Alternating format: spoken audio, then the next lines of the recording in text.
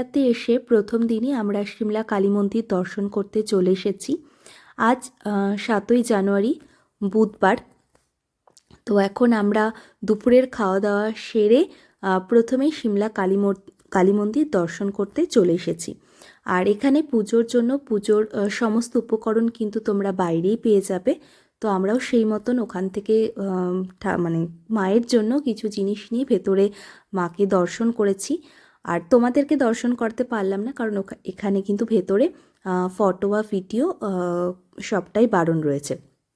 এখানে একপাশে যে কালী মন্দির আর তার পাশে রয়েছিল শিব মন্দির। তো আমরা খুব সুন্দরভাবে দর্শন করলাম, ভীষণ ভালো লাগলো, আর চারপাশটাও খুব সুন্দর লাগলো। এরপরে মন্দির থেকে বেরোনোর পথে এখানে দেখলাম অনেকগুলো ফুচকার দোকান। তো ভাবলাম চলো একটা নতুন জায়গায় এসেছি, এখানকার ফুচকাটা একটু মানে খেয়ে দেখা যাক কীরকম। আমার তো বেশ ভালো লেগেছে। আর ফুচকা খেয়ে এবার চলো আবার মানে সামনের দিকে যাওয়া যাক। কোথায় যাচ্ছি তোমাদেরকে তো অবশ্যই নিয়ে যাব। আর এখন কিন্তু বিকেল 5টা বাজে, এখনও কিন্তু বেশ রোদটা রয়েছে। ঠান্ডার সাথে সাথে এই রোদটা রয়েছে বলেই ভালো লাগছে।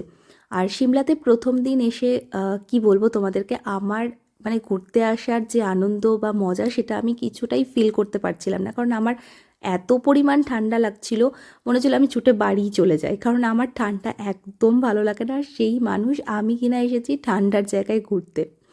তো ঠিক আছে, কোনো ব্যাপার না। একটু প্রথমে অসুবিধা হচ্ছিল, কিন্তু নেক্সট দিন থেকে আমার কিন্তু ভীষণ ভীষণ ভালো লাগছে। সেগুলো আগে তোমাদের সাথে তো আমি শেয়ার করবই। তো এখন আমরা হাঁটতে হাঁটতে চলে এসেছি ম্যাল রোডের কাছে। তো চলো ম্যাল রোডটা তোমাদেরকে ঘুরে দেখায়। আমার তো ভীষণ ভালো লেগেছে সিমলা ম্যাল রোড। আর এখানে অনেকগুলো এক্সিবিশন হচ্ছিল, তো সেগুলোও আমরা গিয়েছি। তো সেগুলো আমি কিন্তু তোমাদেরকে দেখাবো। আর এখানে হ্যাঁ, কিছু একটা আমি অমিতকে বলছিলাম, তো সেটা আমি এখন আর তোমাদেরকে শোনালাম না। এখন আমার নিজেরই ভীষণ হাসি পাচ্ছে, আমি কী সব উল্টোপাল্টা বক বক করছিলাম। তো আর মানে যে অনেকটা আগেই চলে এসেছি, কারণ যতটা সন্ধে হবে তখন মানে দেখলাম সিমলা ম্যাল রোডটা কিন্তু পুরোই ফাঁকা হতে লেগেছিল। তো এবার চলো আস্তে আস্তে ভেতরের দিকে যাই, আর তোমাদেরকে ভেতরে গিয়ে দেখাচ্ছি। হ্যাঁ, আর আমি এখানে একটা কথা বলছিলাম, এখানে কিন্তু খুব বাদরের উৎপাত ছিল।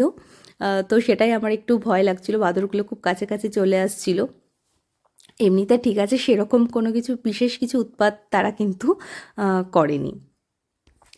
তো আমরা অনেকটা টাইম ম্যাল রোডে কাটিয়েছি। এখানে আজকে সমস্ত যত মানে দোকান ছিল প্রত্যেক মানে প্রায় দোকানেই মানে গিয়েছি, এবং কীরকম কী জিনিসপত্র আছে, কীরকম কী দাম।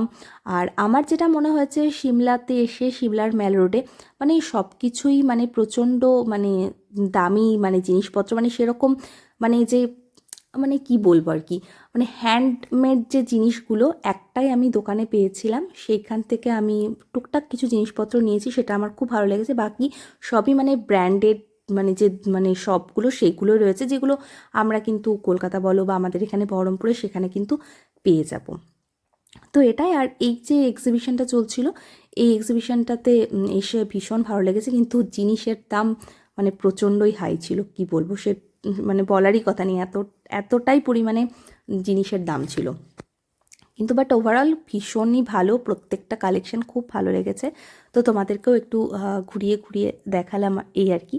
আর এখানে এসে আমরা কি একটা ব্রাউনি খেয়েছিলাম যতদূর সম্ভব। তো আর আর সেরকম কিছু খাওয়া দাওয়া করিনি।